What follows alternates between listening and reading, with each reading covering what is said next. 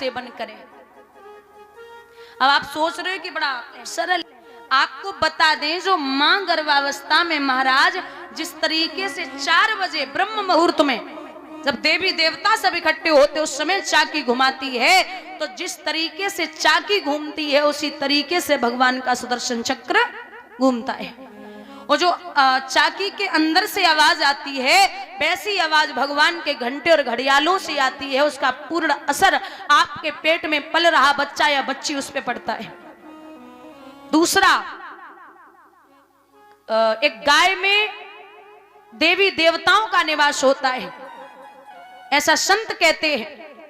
तो महाराज जो मां सुबह उठ करके 21 या 11 परिक्रमा गाय के लगाएगी, वो गर्भावस्था में कहीं जा नहीं सकती। मथुरा, वृंदावन, दाऊजी, वर्षाने, गोकर्षणी, वैष्णो देवी, हरिद्वार, वो घर बैठे ही अनेक तीर्थों का भ्रमण करें। और गाय के दूध में, हमसे ज्यादा तो आप जानते हैं, गाय के दूध में बड़ी शक्ति और बल और ज्ञान होता है। जो मां गाय का दूध सेवन करेगी उसका बेटा बड़ा बलवान, बुद्धिमान और ज्ञानी पैदा होगा, चाहे बेटा हो चाहे बेटी हो। बोलिए गोविंद भगवान की। चौथा, 9 महीने तक, जब तक गर्भावस्था में है, किसी की भी बुराई ना करे। अच्छा, ये 3 तो चलो मान भी लें, वैसे तो नहीं मानेंगी, बाकी चौथी नहीं मान सकती। बुराई बहुत जरूरी है, खाना हजम नहीं होगा। एक बात और, बुरा मत मानना, ये सत्यता है, प्रमाण है कि माताओं को गर्भावस्था के समय मायके नहीं जाना है।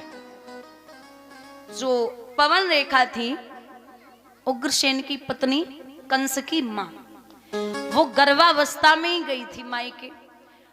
कुछ प्रमाण है कि वो दुर्मिलिक नामक राक्षस से कंस पैदा हुआ था। कंस अकेला नहीं था, आप भागवत उठा के देख लेना, कंस 9 भाई हैं। दादा आप सब जानते हैं, कंस अकेला था ही नहीं, कंस 9 भाई हैं, भागवत उठा के देख लो। और ये अंश से सिर्फ साड़ी बंधी थी, पवन रेखा घूमने गई थी और गर्भ खुल गया, मतलब शरीर खुला। गर्भावस्था में सिर्फ दुर्मिलिक नामक राक्षस की निगाह पड़ी थी, उसी से कंस पैदा हुआ। ऐसे गुण पड़े हैं उसमें। तो माताओं को हमेशा अच्छे से वस्त्र बांधने हैं और शादी के बाद सर से पल्लू नहीं हटना है। बोलिए गोविंद भगवान की। सुधर जाओ। हाँ, बहुत जरूरी है। इतनी जल्दी डाला जैसे वे सम्मान ली इनने हमारी। अरे तो डाल लो, अच्छी बात है। और पूजा पाठ में जब बैठते तो सर पे पल्लू ही डाल के बैठते हैं ना, तुम्हारे लिए अच्छा है भैया। तो और अब तो वो सब चला भी गया। कहाँ, पहले माताएं अगर बच्चे का मुंह धुल के भी आए तो अपने साड़ी के पल्लू से ही मुंह पोंछ देती थी।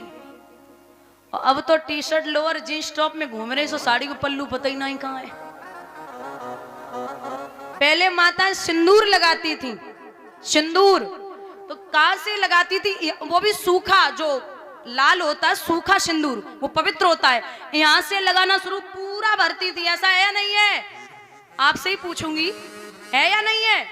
और अब किनारे पे ही धर लो, सो गीलो बालो, और नेक लड़ गए तो किनारों पर वही धरो है, समझ लेना। अच्छा एक बात बताओ, माताओं करवा चौथ व्रत रहती हो, हाथ उठाना, कौन कौन रहती है? ये अब नहीं उठाएंगी, वैसे खूब रहती है, ये अब नहीं उठाएंगी।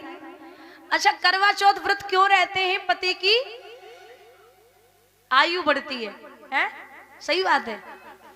और तुम पक्का बताओ कि वो उनके पैसे खर्च नहीं करवाते हो करवा चौथ पे? चलो आयु तो बढ़ती है, वो तो मैंने मान लिया।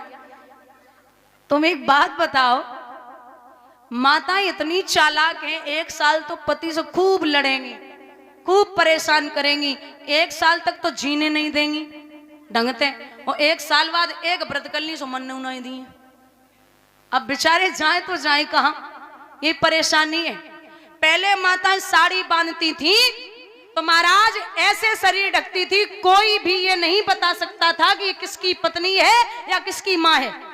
और अब तो ऐसी साड़ी चलती 4 किलोमीटर दूर तो देख लो किनकी बहू आ रही है, सब खत्म। तुम्हारी तो बात करी नहीं रहे, जो मनवाए पहनो, हमें का मतलब है, हमें का दिक्कत है भाई, हम पे का किराया लगी रहो। बोलिए कन्हैया लाल की। भैया जवाब दिया कि अगर ये 3 चीजें अपना ले तो साक्षात ब्रह्म का आगमन न हो पाए, लेकिन उनके गुणों का बेटा आपके घर में जरूर होगा। मैया ने 9 महीने तक नियम संयम बाल कृष्ण की पूजा की। 9 महीने के बाद श्रोणायाम श्रवणा द्वादश्याम मुहूर्ते अविजिता प्रभमा सर्वे नक्षत्रांगा चक्रिस्त जन्म दक्षिणम। अवजित मुहूर्त है, दिन के 12 बजे हैं।